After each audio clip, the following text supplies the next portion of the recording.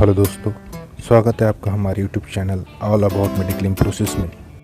आज हम बात करेंगे ग्रुप मेडिक्लेम पॉलिसी के बारे में। जब कोई एम्प्लॉयर अपने एम्प्लॉयज़ के लिए मेडिक्लेम पॉलिसी अवेलेबल करा के देता है तो इसे ग्रुप मेडिक्लेम पॉलिसी कहते हैं। इस पॉलिसी में लोगों का एक छोटा या बड़ा ग्रुप इंक्लूड होता है। यह पॉलिसी ना अपने आप में स्पेशल होती है। ग्रुप पॉलिसी एम्प्लॉयर तथा एम्प्लॉयज़ दोनों के लिए बहुत बेनिफिशियल होती है, लेकिन इसके भी कुछ एडवांटेजेस और कुछ ड्रॉबैक्स भी है। इनके बारे में आज हम जानेंगे। तो आइए वीडियो शुरू करते हैं। ग्रुप मेडिक्लेम पॉलिसी की सबसे खास बात है इसकी बार्गेनिंग पावर। जैसे कि इसमें इंक्लूड लोगों की संख्या ज़्यादा होती है, उसी का सबसे बड़ा बेनिफिट इस पॉलिसी को मिलता है। इंश्योरेंस कंपनियों को बल्क में बिजनेस मिलता है, इसलिए इंश्योरेंस कंपनियां इसमें ज़्यादा इंटरेस्टेड होती है और एम्प्लॉयर भी अपने और अपने एम्प्लॉयज़ की ज़रूरतों को ध्यान में रखते हुए पॉलिसी को कस्टमाइज़ करते हैं और अंडरराइट करवाते हैं। तो पहले जानते हैं एम्प्लॉयर को इसका क्या एडवांटेज मिलता है। पहला बेनिफिट, एम्प्लॉयर जो भी अमाउंट पॉलिसी पर खर्च करता है उस पर सीधा टैक्स बेनिफिट उसको मिलता है। दूसरा बेनिफिट, इससे कंपनी के लिए एम्प्लॉयज़ के मन में रिस्पेक्ट की भावना बढ़ती है और कंपनी अपने एम्प्लॉयज़ को रिटेन कर पाती है और कंपनी का मैन पावर स्ट्रांग हो जाता है। तीसरा फ़ायदा, कंपनी को better benefit in low cost मिलते हैं, वो भी अफोर्डेबल प्रीमियम में। ये वो एडवांटेजेस है जो कंपनी या एम्प्लॉयर को मिलते हैं। अब बात करते हैं वो बेनिफिट जो एम्प्लॉयज़ को मिलते हैं। सबसे पहला बेनिफिट एम्प्लॉय को होता है उसके डे 1 से, यानी जिस डेट को वो कंपनी ज्वाइन करता है उसी दिन से उसको सारी प्री एग्जिस्टिंग डिसीज़ पॉलिसी में कवर की जाती है। ये प्री एग्जिस्टिंग डिसीज़ वो होती है जो पॉलिसी लेने से पहले पॉलिसी होल्डर को हो सकती है, ये भी ये पॉलिसी में कवर होती है।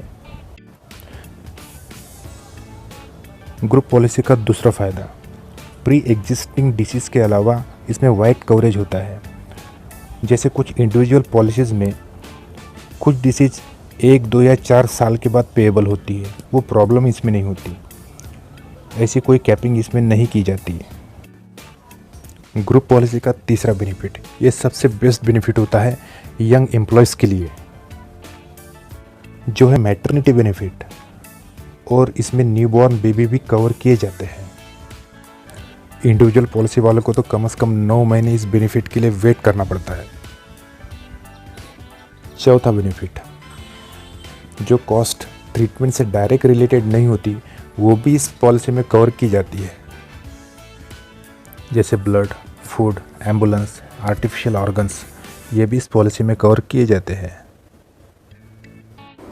पांचवा बेनिफिट, अगर पेशेंट को घर शिफ्ट नहीं किया जा सकता या अन्य किसी कारण से वे घर में ही ट्रीटमेंट ले रहे हैं तो वह भी इस पॉलिसी में कवर किया जाता है।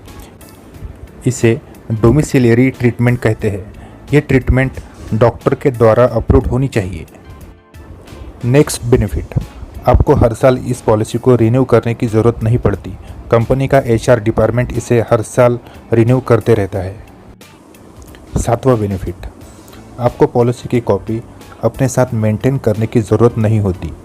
आपको हेल्थ कार्ड जो TPA या इंश्योरेंस कंपनी से इशू होता है वही ऑथराइजेशन के लिए इनफ होता है।